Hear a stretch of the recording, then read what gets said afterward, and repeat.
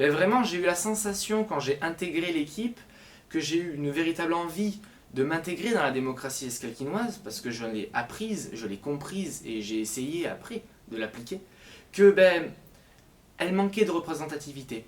Il y avait beaucoup de personnalités dans l'Escalquince qui étaient oubliées et je l'ai trouvée extrêmement importante.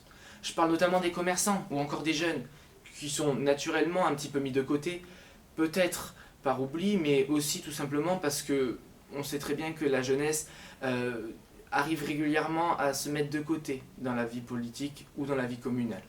C'est pour ça que j'ai vraiment eu la sensation qu'il fallait vraiment les mettre en avant et qu'il fallait également les intégrer à cette démocratie. Et je pense que c'est pour ça que j'ai voulu la faire évoluer.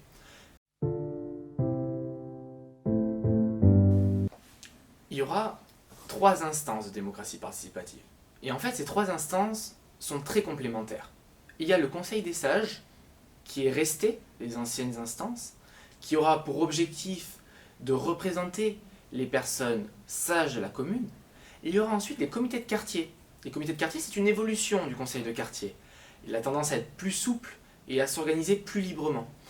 Et pour finir, il y aura l'Assemblée consultative citoyenne, une grande assemblée qui sera composée de 6 collèges, les associations, les commerçants et artisans libéraux, les jeunes, les seniors, les personnalités volontaires et les représentants de quartier. Les représentants de quartier seront les personnes qui auront tendance à, on va dire, porter la parole de leur quartier devant la mairie. On pensait que c'était très important de les lier entre eux, parce qu'au final, ils réagissent tous à un même intérêt.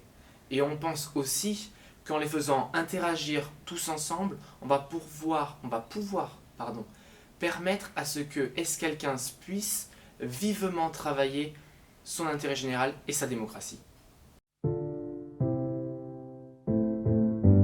Si vous souhaitez d'ailleurs, on peut vous proposer un dépliant ou encore vous pouvez avoir de plus amples informations sur le site de la mairie.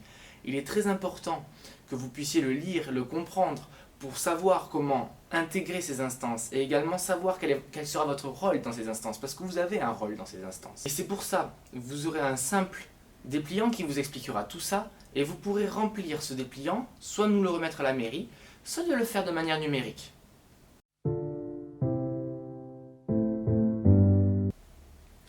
Aujourd'hui, on a quand même une chance d'avoir un outil technologique qui nous permet de se retrouver, de travailler et de réfléchir tout en étant en sécurité.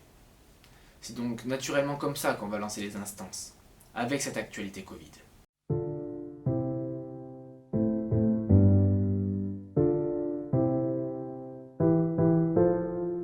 Bien évidemment, la mairie va accompagner ces instances. C'est même elle, avec les habitants, qui les a fait. Néanmoins, on ne perd jamais notre objectif de vue qui est que les instances de démocratie participative, elles viennent du souhait des habitants. Elles sont donc très autonomes et très libres. Néanmoins, bien sûr que la mairie va être derrière pour aider et accompagner ces instances pour qu'elles puissent vivre et pour qu'elles puissent travailler correctement. Mais nous ne souhaitons absolument pas nous impliquer à l'intérieur directement.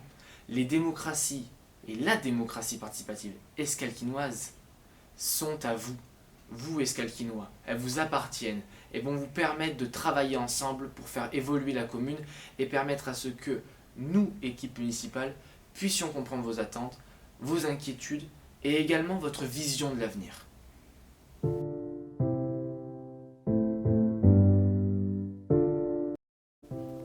Oui, bien sûr. Bien sûr que vos avis vont être importants. Ils sont importants à la fois pour la commune, mais également pour la municipalité. Vos avis vont nous permettre d'évoluer et également de repenser certaines choses. Parce que, bien évidemment, quand nous sommes plusieurs, nous pensons différemment. Donc vos avis vont compter. Et surtout, ils vont être pris en compte par la mairie.